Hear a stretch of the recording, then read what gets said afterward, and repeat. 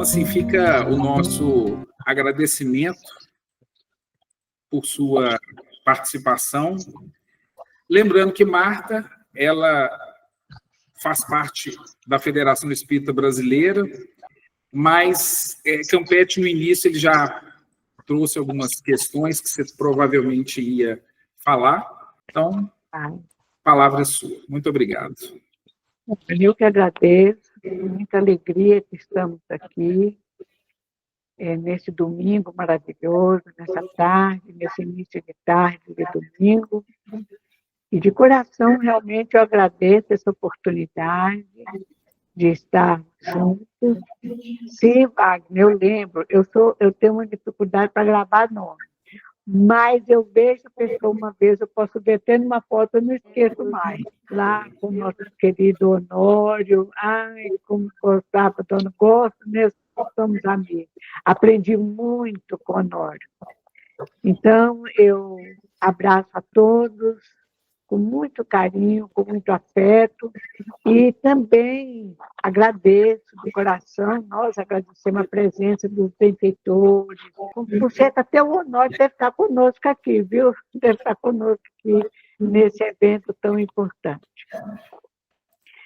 Então, meus amigos, nós vamos falar um pouquinho sobre essa frase, né, que virou histórica, virou-se na bandeira, terminou-se na bandeira do nosso estudo, essa frase transmitida por Alcione. Nós vamos falar um pouquinho sobre Alcione, um pouquinho sobre Emmanuel, para a gente trazer de volta recordações desses espíritos construtores da nossa melhoria espiritual aqui no nosso planeta.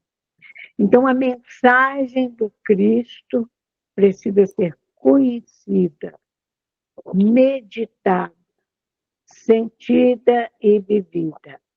Isso se encontra no livro Renúncia, e Emmanuel gravou, registrou e nos transmitiu, né, essa frase de Alcione, o espírito que na última encarnação eu já nem estava mais reencarnada no nosso planeta, e está aí no livro Renúncia, na parte 2, capítulo 3, vale a pena ser relido. À medida que nós vamos, vamos dizer assim, ficando com maior conhecimento, com maior aprendizado dos ensinos espíritas, quando a gente volta a reler uma obra, como o caso das obras de Emmanuel, das obras do Chico de uma maneira geral, mas como nós estamos focando aqui nos romances de Emmanuel, a gente vê coisas, a gente percebe coisas que antes não se percebia. Então, vale a pena reler, porque tem muitas informações preciosas. Então, nós vamos fazer uma análise aqui dessa frase que Alcione nos transmitiu, porque cada palavrinha dessa tem um significado específico, não é por aqui. Então, nós vamos analisar e, em seguida, nós deixaremos alguns minutos, se for necessário, se quiserem, para alguma dúvida, se soubermos responder, teremos todo o prazer. No segundo slide, nós temos uma capa, né, uma das capas do livro Renúncia, né, possivelmente imaginando como seria Alcione na época que ela teve a reencarnação, que ela veio de um outro planeta, de uma outra região, de outra região cósmica, para auxiliar um espírito muito ligado ao coração dela, que aqui ficou. Nós temos aí uma imagem do nosso querido Emmanuel e também o Chico Xavier, novinho, ainda muito jovem, quando recebeu essas preciosidades. Então, nós vamos começar a falar um pouquinho, pouco, né, brevemente, para a gente ter uma visão mais ampla, sobretudo aqueles que estão chegando à doutrina espírita, aqueles que ainda não tiveram oportunidade de ler com uma certa atenção esses romances de Emmanuel. Então, nós vamos falar de Alcione, um pouquinho sobre ela, as informações que chegaram até nós, através da abençoada mediunidade do querido Chico Xavier. Emmanuel, no livro Renúncia, que foi uma obra publicada em 1944, olha, gente, quantos anos? É quase daqui 20 anos, menos de 20 anos, faz um século. Há quase um século atrás, há 80 anos, digamos assim, 81 anos, Emmanuel nos transmite esse livro chamado Renúncia e nos fala da existência de Alcione, desse espírito Alcione. Ele passa a ter uma reencarnação de dedicação, não só um espírito com o qual ele estava muito ligado e que ficou, estacionou um pouco na sua evolução e que ela volta para ajudar. Um espírito, e ela ajuda também, ela vem para auxiliar, claro que não é só uma pessoa, várias pessoas que estavam naquele círculo onde ela estava promovendo aquele auxílio. Então, foi uma reencarnação que ela demonstra heroísmo, sacrifício, renúncia, lealdade naquela época do rei Luís XIV. Todos nós sabemos que o reinado do Luís XIV, ele marcou uma era por vários motivos, sendo que a maioria desses motivos resultou em sofrimento. Foi uma época de muito luxo, de muita frivolidade, e inclusive não só no meio real, né, na realeza.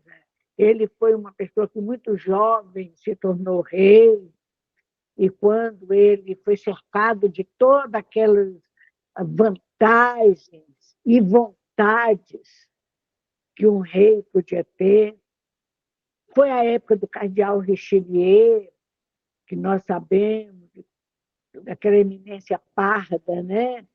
Que tanta influência exerceu sobre uma interpretação mais deturpada do cristianismo, da mensagem de Jesus. Então, foi uma época assim, em que nós vamos localizar essa reencarnação de Alcione, naquela época. Então, no século Luís XIV, e quem teve a oportunidade de ir à França, ir na região de Versalhes, onde era o lugar que ele vivia, que ele tinha, um lugar de muito luxo, muita beleza, uma região de muita beleza, palácio, tudo ali, mas a gente vê quanta frivolidade, quanto luxo havia ali, enquanto lá fora, portas afora daquele lugar ali, havia miséria, havia pobreza em todos os aspectos, não só no aspecto material, mas no aspecto espiritual, muita dor.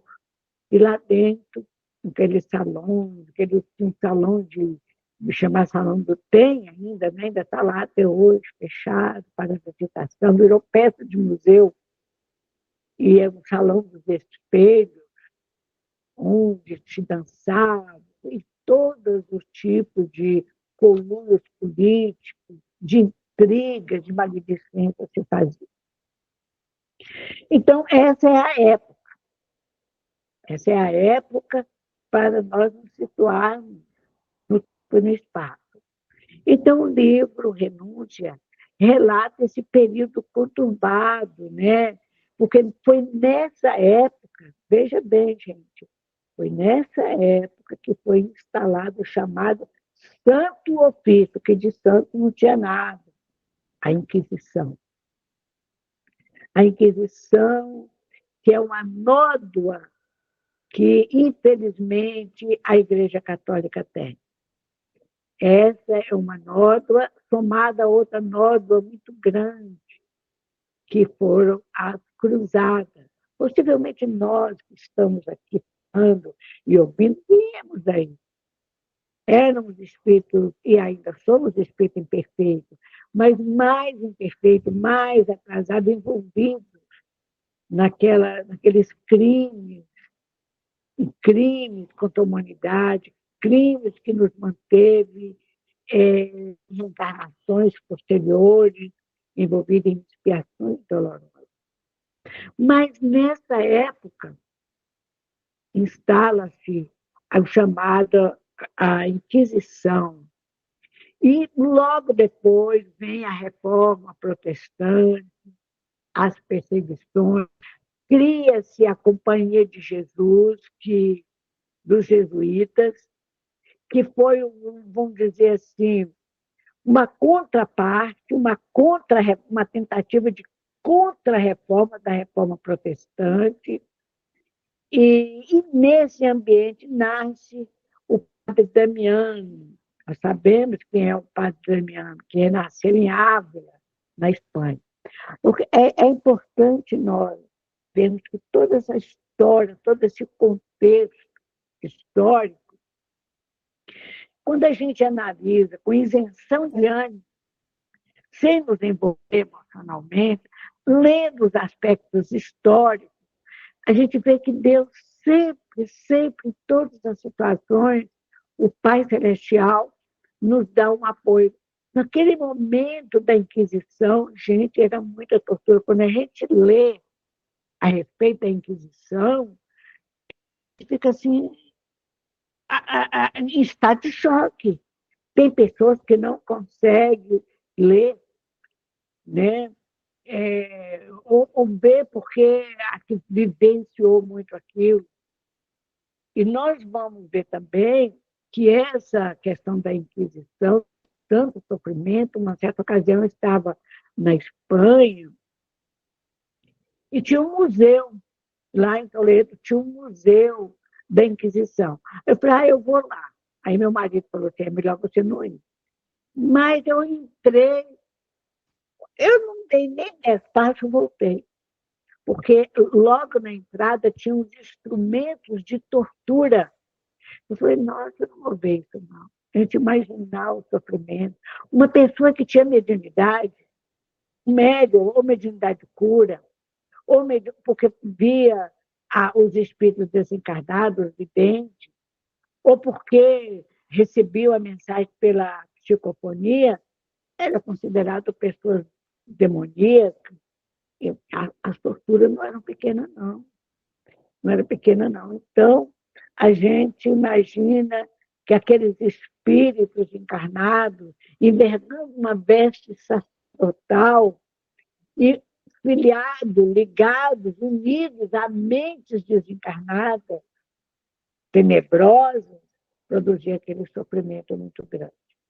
Havia, a gente sabe, em todos os processos de dor, de sofrimento, de expiação, de tudo, que é nada por acaso, que a justiça divina está se manifestando. A gente sabe disso, que nada é por acaso, nem quem sofre por acaso, a gente sofre porque precisa sofrer. Mas é uma coisa que choca, não deixa de chocar. Por outro lado, a gente vê a bondade de Deus, que sempre tiveram almas generosas, que vieram para trazer um pouco de elemento, um pouco de paz, de equilíbrio, de prece, naquele, com aquelas vestindo, envergando as roupas sacerdotais ou fora. Nós vemos que havia espíritos sempre bons, misericordiosos, tanto encarnados quanto desencarnados, e a própria reforma protestante, que a gente vai ver com Lutero, apesar de todo o sofrimento, as guerras, as mortes que produziu essa reforma, mas foi uma maneira de criar um freio àquela quantidade de crime que estava sendo cometido. Em nome de Deus. Isso aqui é pior, em nome de Deus, em nome de Jesus. Então, é um aprendizado muito grande. Então, ali na Espanha, que havia uma comunidade que viviam pacificamente, tanto que casavam entre Assis, de judeus, de católicos e de pessoal do Islã, de repente elas foram perseguidas e fugiram muito do norte da África, outros para outros lugares mais distantes. Então, a gente vê que tudo isso, em todo o processo de dor, de depuração, manifestação da justiça, havia a misericórdia e a bondade junto. É isso que esse livro traz. E a gente vê a figura magnífica do padre Damião, ou Damiano, né, no português mais do Brasil, e que a gente vê a ação dele, e, sobretudo, o espírito Alcino. Alcino é um espírito, nós já falamos antes, que ela vivia na constelação dos planetas, da constelação de Sírios, né? Levou cerca de 10 anos para ela reencarnar na Terra, para que o espírito dela pudesse se adequar à atmosfera, às vibrações do nosso planeta. Ela levou 10 anos para poder chegar. Se é o Alcino, que já é um espírito bom, imagina o Cristo, deve ter levado séculos para poder estar aqui conosco. Então, a gente tem que ver essas coisas, que às vezes a pessoa fala, fulano está em tal planeta. Fica parecendo uma coisa de fantasia, porque temos que ver as adaptações perispirituais, né, tudo isso. Então, ela veio para ajudar o Pollux, né, que é chamado Carlos, e outros espíritos. Eu me detive um pouquinho mais em Alcino, porque às vezes as pessoas não conhecem a história dela. É um mínimo, é uma pincelada. Emmanuel, que significa, na nossa língua de origem latina, Deus conosco, é o espírito protetor do nosso querido Chico, o espírito protetor na sua missão, na missão que o nosso querido Chico Xavier teve aqui conosco, na última encarnação dele. E ele, em 1920, né, ele se apresenta ao Chico e para iniciar esse longo trabalho. Chico viveu mais de 90 anos encarnado, de mensagens pela escrita, sobretudo, mas pela psicofonia, pelos desdobramentos, tanto pela vivência que o querido Chico Xavier trouxe para nós, lições de cada mensagem, nem que seja assim, de 2 linhas, uma linha, tem mensagens e ensinamentos preciosos. Então, mais as psicografias propriamente ditas, que se transformaram em livros, e os que nós temos hoje estudando, foi em 1930.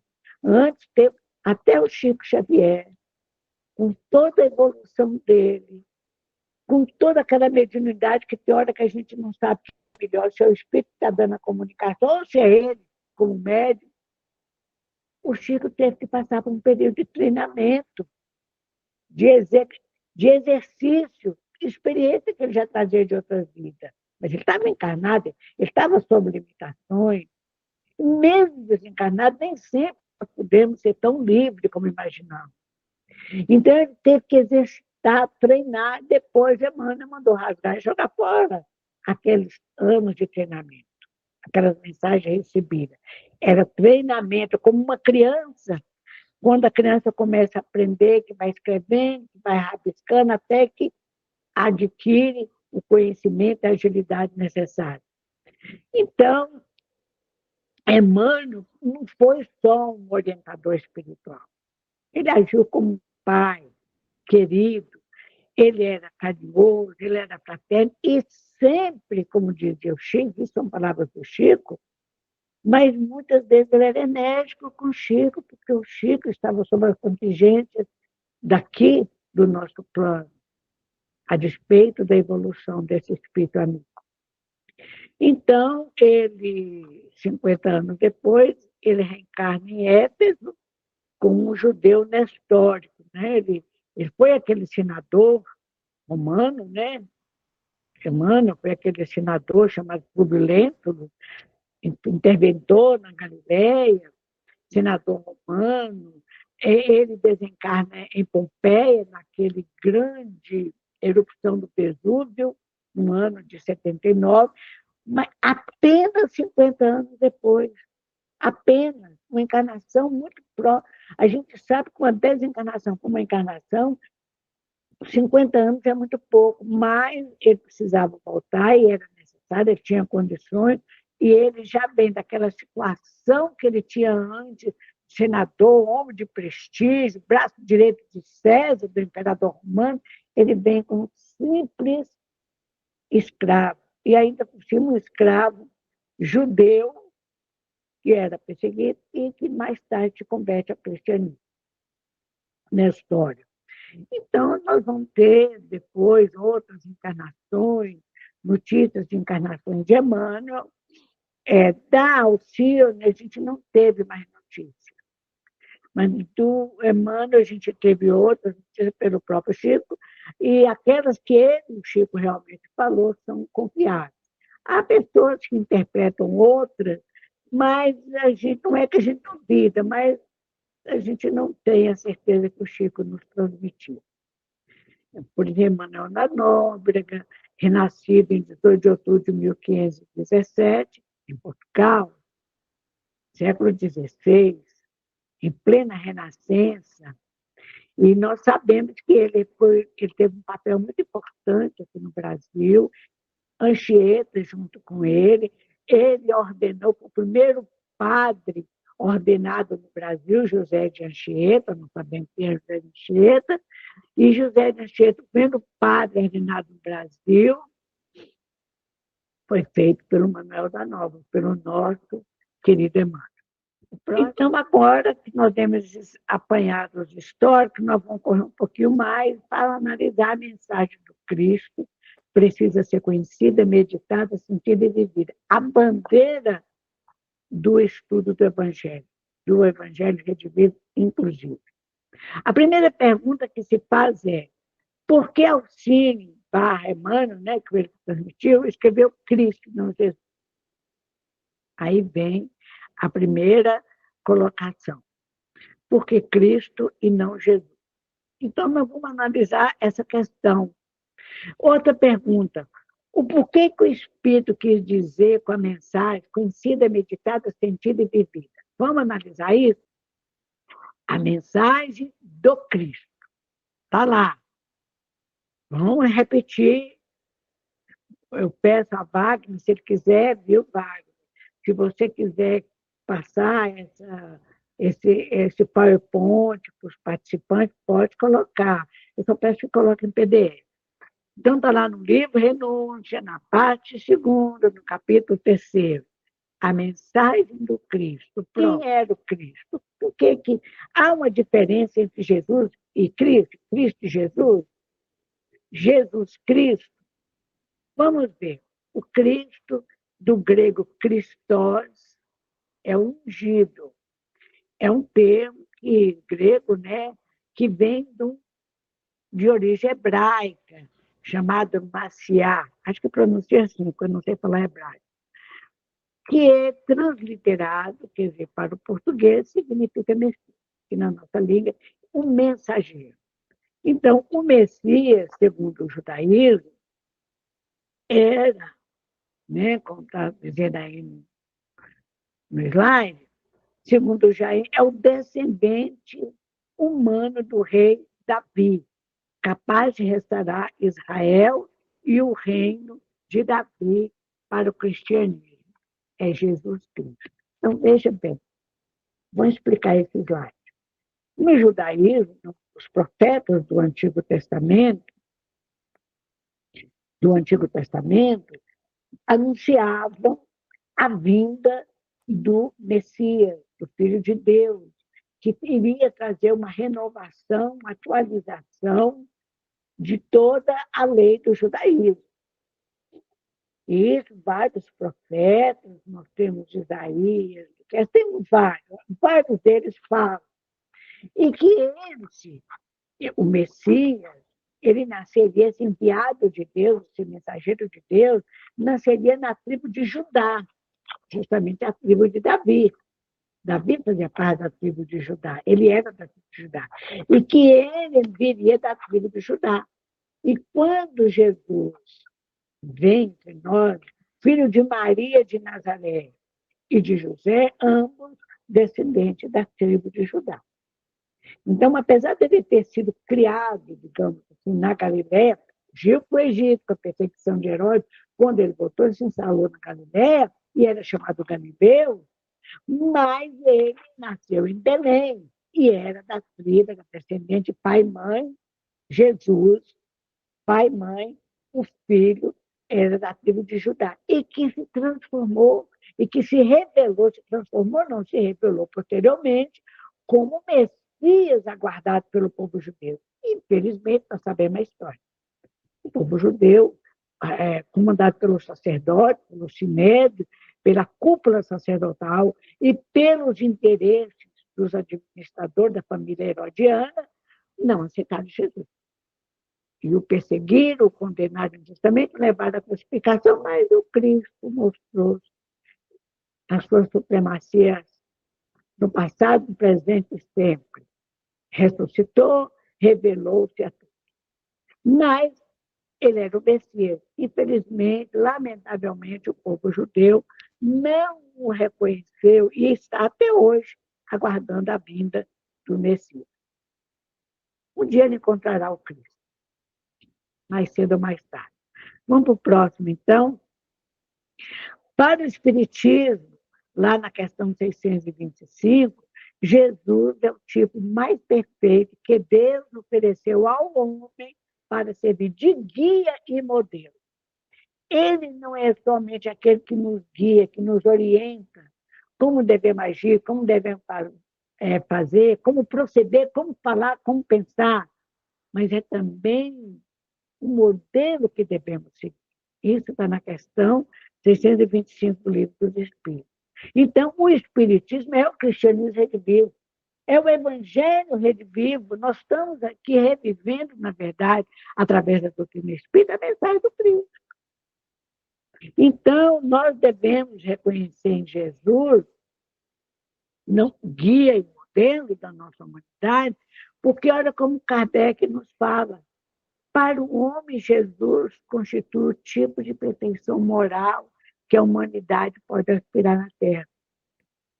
Além de nos orientar através das suas lições e exemplo que ele nos deixou, que é o Evangelho, ele é um modelo que é o exemplo de perfeição moral que nós devemos almejar.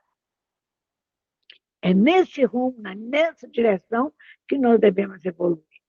Então, Deus nos oferece como um modelo perfeito e que revela a vontade de sua expressão mais perfeita do Pai. Porque, sendo Jesus o ser mais puro que apareceu na Terra, o Espírito Divino animado. Quer dizer, nós temos no slide anterior, na questão 625, uma resposta dos orientadores espirituais responsáveis pela codificação, coordenado pelo Espírito de Verdade, que é o próprio Cristo. E aqui nós temos interpretação legítima, atemporal, do nosso codificador. Então, a mensagem do Cristo precisa ser conhecida. Nós tivemos Jesus, o Filho de Maria, mas nós temos que conhecer a mensagem do enviado celestial. Esse que é o mais perfeito modelo. É o exemplo, ele que está nos guiando pelas veredas da vida e que nos serve de exemplo. Então, aqui, nós vamos falar agora da mensagem do Cristo, precisa ser conhecida. Por que Alcione falou que a mensagem do Cristo precisa ser conhecida? Num momento de grande inspiração, ela pronunciou essa frase. A mensagem do Cristo precisa ser conhecida. Então, quando a gente vai à raiz da palavra, do verbo conhecer. O que significa o verbo conhecer? Conhecer é memorizar. Eu conheço uma coisa porque eu gravei, eu memorizei. Mas pode ser também um saber, um aprendizado cognitivo. Eu aprendi uma informação, eu aprendi um esclarecimento. Pode ser que essa foi a informação que eu aprendi, mais tarde ela se revele equivocada. Ou pode ser que ela vai ser aperfeiçoada depois. Pode ser que esse saber que eu tenho agora seja apenas uma informação muito geral, ou oriunda de um estudioso, de um grande pesquisador. Então, muitas vezes, os saberes do mundo, a instrução, como a gente costuma falar, ele vai sendo aperfeiçoando pela ciência, pela tecnologia. Tem muita informação que nós temos hoje que era completamente diferente do passado. Por exemplo, quando Galileu, que foi condenado, falou que a Terra girava em torno do céu, se pensava, do céu não do Sol, se pensava que a Terra era o centro do universo. Teve uma época que pensava que só existia a Terra no centro do universo. Olha que pretensão, um dos menores planetas, ainda com a humanidade ainda vivendo em expiações de prova, onde o mal predomina. Mas era o que se pensava. Kepler revolucionou, mas antes disso, Galileu, um instrumento rude, que ele construiu pequenos telescópios, ele chegou à conclusão que a Terra fazia parte de um conceito de planeta que girava em torno do Sol. Mudou completamente o conhecimento do passado para hoje. E cada vez mais, nós tínhamos um conhecimento, quando eu estudei no ginásio, no primeiro grau, na escola, aí em Minas, a gente aprendia o quê? Que Plutão era um planeta. Hoje sabe que é um planetóide. E por aí vai. Né? Depois foram descobertas as luas de Júpiter, tanta coisa que mudou muito, porque o nosso saber ainda é fragmentário, era pequeno.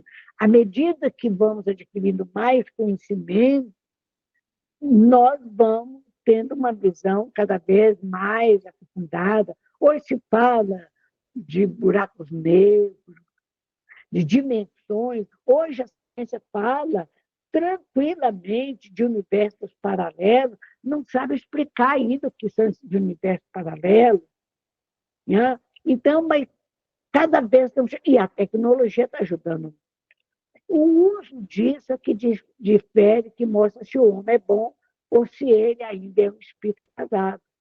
Nós temos tecnologias hoje voltadas para a cura, para a melhoria do planeta, para combater pragas, doenças, viroses. O vírus que nós tivemos, o Covid-19, nunca na história da humanidade nós conseguimos, em menos de anos, uma vacinas foram mais de uma vacina, para que a gente tenha um exemplo, doenças que levaram 900 anos, como a malária, então, e outras doenças que nós vemos que, como que a humanidade evoluiu em conhecimento, mas nós vemos que há muita tecnologia que é usada hoje para o mal, para exploração, para roubo.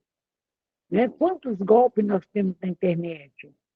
E, inclusive, para fazer armas bélicas de alta tecnologia para destruir o ser humano. Então, o conhecimento tem isso.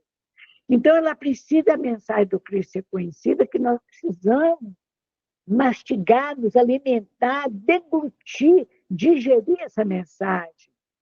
Porque o cognitivo, a inteligência, o aprendizado, independentemente se nós temos cursos universitários ou não, a gente começa a aprender essa vibração, deixar-nos envolver mentalmente por essas vibrações, que não é só exclusivamente do conhecimento que o Evangelho nos traz. Mas nós precisamos ter certeza desses conhecimentos, com evidência do raciocínio, da lógica. Uma das coisas que nos leva, por exemplo, um exemplo que me ocorre, é a reencarnação. É óbvio, há um ensinamento espírita que fala da reencarnação, que nós não tivemos uma vida só.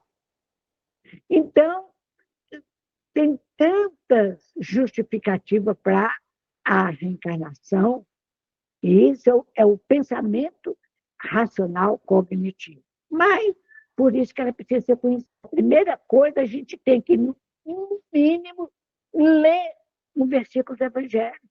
Temos que ler o que Jesus ensinou, ainda que segundo a interpretação de Mateus, de Lucas, de Marcos, de João, o Paulo como interpretou, o próprio João nas suas epístolas, e todos eles. O Lucas, no lado dos apóstolos, como que eles entenderam isso? Mas, de qualquer maneira, nós temos que ler, nós temos que conhecer, para nos informar a respeito. Não é decorar versículo, é nos informar a respeito. Então, nesse aspecto, nós temos que manter o foco. Esse é o programa do Evangelho Revivo, mantém o foco numa coisa que é importante considerarmos. E, às vezes, ao longo desses anos que existe o Evangelho Revivo, às vezes nós somos chamados a atenção, porque tem pessoas que querem dar uma outra interpretação não espírita, ou uma interpretação espírita do seu jeito, adequa às verdades espíritas a sua própria interpretação, o seu próprio conhecimento. Nós temos que tomar cuidado com isso. Que uma coisa é eu fazer uma citação de Kardec, fazer uma citação do Evangelho, e Kardec interpretar, Emmanuel, que é um grande sábio na interpretação do Evangelho, Humberto de Campos, uma coisa são esses referenciais, uma coisa é Marta dar a opinião dela. A minha opinião é uma opinião limitada. Eu não sou espírito de codificação. Orientadores da mensagem espírita. Então, tem que tomar esse cuidado, que muitas vezes uma interpretação é pessoal.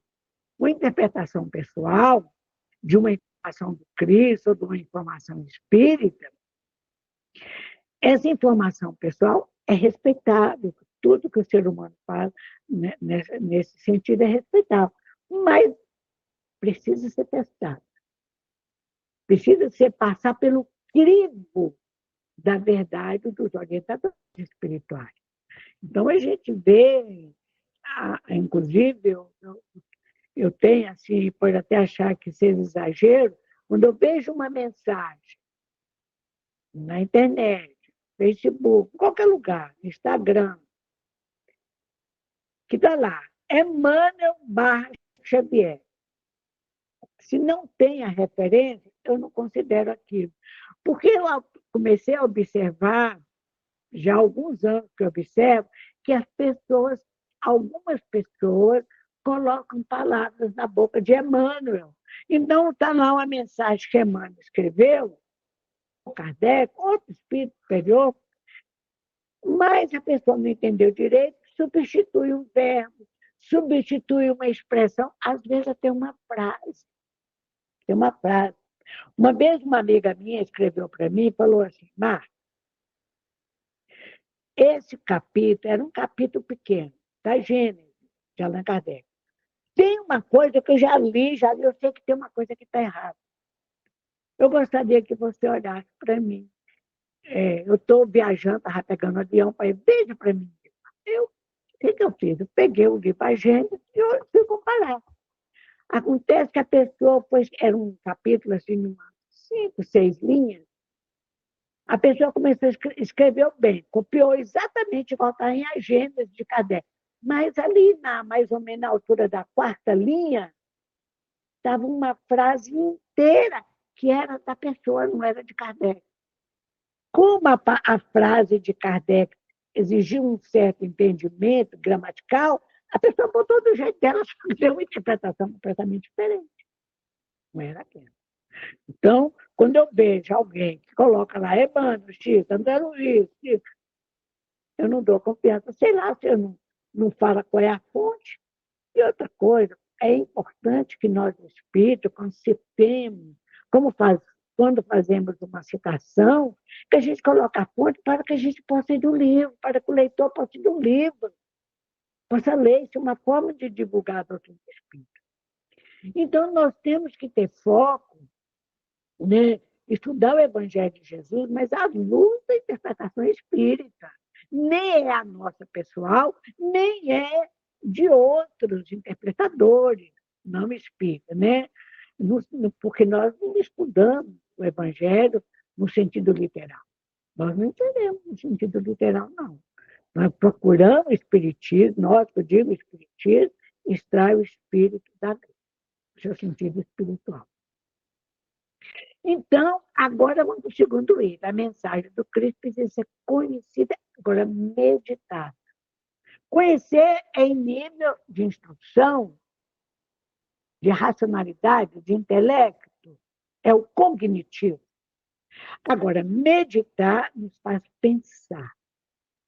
Quando a gente tem um ensinamento que a gente conhece, agora eu vou refletir sobre ele, eu vou meditar. Aí que a gente começa, o que eu acho sobre isso? O que Emmanuel acha sobre isso? O que o nosso irmão André Luiz pensa sobre isso? O que o Chico, numa entrevista que deu lá, naquele livro Lições de Sabedoria para Marlene Nobre, Severino, ele diz. Então a gente começa a refletir, a gente começa a buscar informações, pensar, e a reflexão nos leva também. Quando a gente começa a refletir sobre algo, a gente começa a ver os benefícios daquela informação para a nossa vida, para o nosso comportamento. Aí a gente começa a ver aquela informação adquirida pelo cognitivo, pela instrução, mas dentro de um sentido mais amplo, de vivência. Para que serve esse conhecimento? É um conhecimento inútil? É uma informação inútil? Ou é um conhecimento que pode me transformar para melhor? Então, pensar antes de agir. Quando a gente começa a refletir a respeito de algo, a gente pensa antes de agir. E depois a gente reflete para concluir sobre algo. Meditar a fim de se conectar. Quando eu começo a me meditar no algo elevado, eu me conecto automaticamente com as mentes encarnadas e desencarnadas que estão naquele nível melhor. E recebemos dela, por sua vez, as vibrações e também os bons pensamentos. Então, você vê que é uma coisa bem mais ampla, que extrapola a instrução.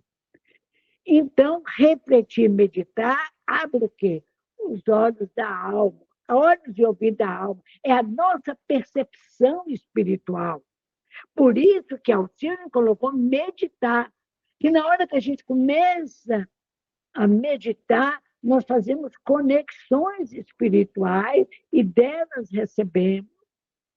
A nossa alma, é o nosso espírito que entra em comunicação para receber informações que pode transformar de um dia para outro a nossa existência. Então, aqui nessa frase do Emmanuel, do Consolador, na questão 282, o Evangelho, fechando essa coisa da reflexão, Emmanuel nos fala, o Evangelho é o edifício da redenção das almas. Como tal, devia ser procurada a lição de Jesus, não mais para qualquer exposição teórica. Aí nós saímos do evangelismo, da pregação, do ensinamento, e partimos para a prática, para a vivência, que é ser evangelizador, como nos ensina Meimei. Então, buscamos a lição de Jesus, não mais por exposição teórica, ainda que brilhante, mas visando cada discípulo aperfeiçoamento de si mesmo.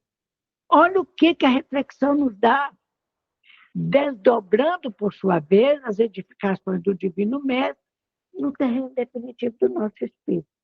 Quando a gente faz essa reflexão, essa conexão de alma com a alma, com as entidades, com os benfeitores. Mas a mensagem do Cristo prossegue ao tio, é conhecida, meditada, sentida e vivida. Então, o que a nossa amiga, esse espírito benfeitor, nos transmite? Sentida. Agora nós saímos do campo da inteligência, das reflexões vitais, de intercâmbio, e entramos no campo do sentimento, sentir. Nós somos animais, a biologia nos define como animais emocionais. Somos racionais, mas somos também animais emocionais. Então, à medida nós nos transformamos de verdade quando nós começamos a sentir. A gente pode ter toda a informação, toda a reflexão, mas se nós só mudamos mesmo quando a gente incorpora aquilo como um sentimento que nos impulsiona para a transformação. Então, a ação de sentir, de perceber através do sentido, de ser sensível, a gente vai além do sentido. A gente percebe a capacidade de deixar impressionar, de se comover, de emocionar. Muitas vezes, os grandes heróis, os grandes feitos de pessoas, é no momento de grande emoção. Então, é um sentimento gerado pela emoção, o sentir. Cada pessoa pode ter um sentimento diferente diante de cada emoção. Mas esse sentimento vai variar de acordo com a experiência que a pessoa tem, com a sua personalidade, com a sua cultura, com a criação que recebeu. Mas, de qualquer maneira, é ele que dá aquele empurrão final e vai empurrando para que nós venhamos a vivenciar qualquer experiência. Então, é claro que o sentir, a emoção, tem diferença. Uma emoção pode ser curta, breve, em um momento você pode até causar uma calamidade. Ou pode provocar um bem que se estende para sempre. Então, a emoção tem duração curta, breve, são reações de alta intensidade, por isso que em muitos livros fala de paixões, que a pessoa está apaixonada, intensa, né? Mas são emoções, é difícil de ser controlada às vezes. Às vezes, num momento de grande emoção, a pessoa se transforma e ela não consegue controlar. E muitas, porque são atos, às vezes, até impulsionados pelo inconsciente. Até a expressão facial, gestual, a gente percebe quando a pessoa está sob intensa emoção, seja positivo ou negativo. Agora, o sentimento é estimulada, incentivada, é desencadeado pela emoção, mas tem duração longa, duradoura, reações mais suaves, paulatinas, e é mais de natureza interna, mais fácil de ser controlado, administrado. A emoção, às vezes, você não consegue administrar. Então, são mais conscientes. O consciente se impõe ao inconsciente e não são fáceis de serem, às vezes, percebidas. Às vezes, um sentimento de bondade, de amor próximo, nem sempre é percebido, às vezes, pelo outro. O nosso cérebro humano, ele separa a razão da emoção. Razão, raciocínio lógico, racional.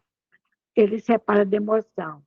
Mas, segundo uma forma, assim, digamos assim, simbólica, mas o fio que une o cérebro a razão, que é a razão, a emoção, é o coração, é o sentimento. Então, o cérebro representa, em todas as línguas do planeta, em todas as culturas, a razão, o raciocínio, a instrução, o conhecimento. E o coração representa é o símbolo do sentimento, da emoção, do sentimento. A emoção que nos move não é a razão. Encontrar o perfeito equilíbrio entre cérebro e coração é o ideal da nossa vida. É o que nós buscamos. entre o que nós raciocinamos, entre o que nós nos instruímos e aquilo que sentimos. Esse é o equilíbrio da vida. Então, nesse sentido, para sentir, manter o foco nos exemplos de Jesus. Como é que eu posso sentir? Como é que eu posso a minha emoção ser positiva para desencadear um sentimento superior? Manter o foco nos ensinamentos, nos exemplos de Jesus e nos ensinamentos, na mensagem do Evangelho, que nada mais, nada menos é do que a prática da lei do amor. Pronto, está resumido nisso. Amar a Deus sobre todas as coisas e ao próximo como si mesmo. Está aí. Então, é esforçar-se, equilíbrio, cérebro e razão, é esforçar para vivenciar os preceitos evangélicos como norma de conduta humana. Aí vem o grande desafio da nossa vida. O próximo, por favor. E aí nos fala o nosso querido Emmanuel, no livro Pensamento e Vida, um pedacinho da mensagem que a gente tirou. Eu vou ler para vocês, porque vale a pena nós fecharmos os olhos e ouvir essas palavras de Emmanuel, tão sábias. Já se disse que 2 asas conduzirão o espírito humano à presença de Deus. Uma chama-se amor, a outra sabedoria. Pelo amor, que acima de tudo é serviço ao semelhante, a criatura se ilumina e se aformoseia por dentro, emitindo em favor dos outros o reflexo das suas próprias virtudes. Esse é o trabalho do amor. E pela sabedoria, que começa na aquisição do conhecimento, recolhe a influência dos bombardeiros do progresso, que eles comunicam os reflexos da própria grandeza, impelindo-a para o alto. Através do amor, olha essa frase, através do amor, valorizamos-nos para a vida. Através da sabedoria, somos pela vida valorizados. Daí o imperativo de marcharem juntos, inteligência e bondade. É uma coisa, essa mensagem é fantástica. Mostra o equilíbrio entre cérebro e coração, entre razão e sentimento. E, por último, para nós caminharmos para o nosso encerramento, a mensagem do Cristo precisa ser conhecida, meditada, sentida e vivida, afirma Alcione. Vivenciar a mensagem do Cristo é o maior desafio da nossa existência e das próximas existências. E também do tempo que nós tivemos no plano espiritual. Aí já dizia o nosso Sócrates, grande filósofo, Sócrates, a vida sem reflexão não merece ser vivida. Para nós vivenciarmos algo, nós temos que aprender a refletir todo dia, toda hora, todo minuto. Eu vou beber um copo d'água. Até isso, beber uma água natural. Eu preciso refletir como que aquela água é benéfica para a minha saúde. Como ela vai me hidratar, sobretudo quem mora aqui nessa região de Brasília, uma secura de 15% que dá umidade. Então, uma reflexão simples, que eu tenho que beber 2 litros de água pelo menos por dia. Não é porque é obrigado, porque os médicos disseram, os nutricionistas primários, é uma reflexão que nos lembra de manter a saúde física e, consequentemente, a saúde espiritual. A vida até pode ser, o nosso período aqui pode ser de alguns poucos anos, mas tem de ser bem vivida. Isso, aliás, é fundamentado até num ditado irlandês que eles falam que, por mais curta que seja a vida, que ela seja bem vivida no sentido de plenitude espiritual. Então, aqui, nós vamos começar pelo relato. O que aconteceu? Vamos começar pelo relato, para nós fazermos a nossa reflexão final para vivenciar. Alguém chega para nós e nos faz um relato. a pessoa fala, o que aconteceu? Aconteceu isso, foi falado isso, isso, isso. Ou eu li em tal livro isso, isso, isso. Ou eu vi na televisão isso, isso. Eu faço um relato, procurando ser o mais fiel possível. Depois que eu ouvi aquele relato, ou que eu li aquele relato, ou que eu vi o relato na televisão, qualquer coisa, aí vem o processamento cognitivo. Por quê? Por que aconteceu isso? Por que foi feito esse relato? Por que está falando isso? Qual a razão disso? A gente se informa. Por que eles estão falando na televisão toda hora sobre isso, sobre tal assunto? Aí vem depois a generalização.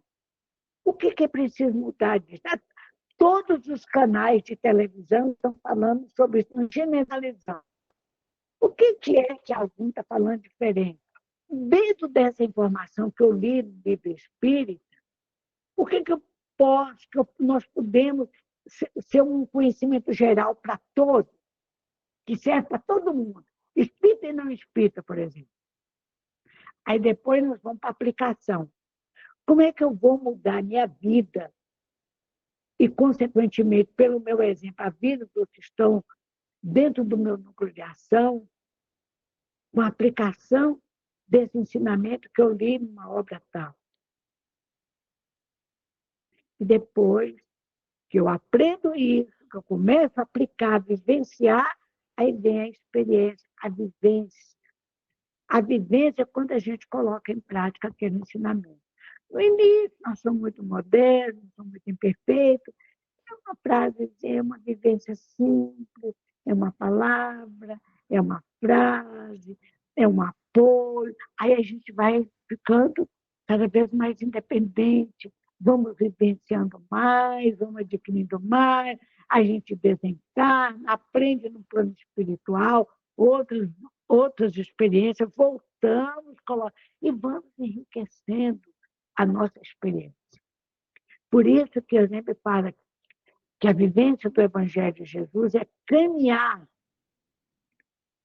é uma caminhada de longo curso, que é uma caminhada ascensional. Então, em síntese da síntese da síntese, o Evangelho redivivo com essas informações que a Alcione nos transmitiu, que é a bandeira do programa, do estudo, é um projeto de vida a ser executado em diferentes encarnações. Metodologia de Kardec, que nós utilizamos, de estudo-aprendizado. Um esforço de mudança de comportamento. Nós vamos desenvolver virtudes, muitas daquelas estão muito embrionárias em nosso ser. O nosso foco é esse, procurar nos tornar pessoas melhores. E depois, através do diálogo, do acolhimento, da fraternidade, da gentileza e da reflexão, nós aprendemos a conviver uns com os outros. Muito obrigado, queridos irmãos, por essa oportunidade que vocês nos concedeu. Muita paz, muita gratidão.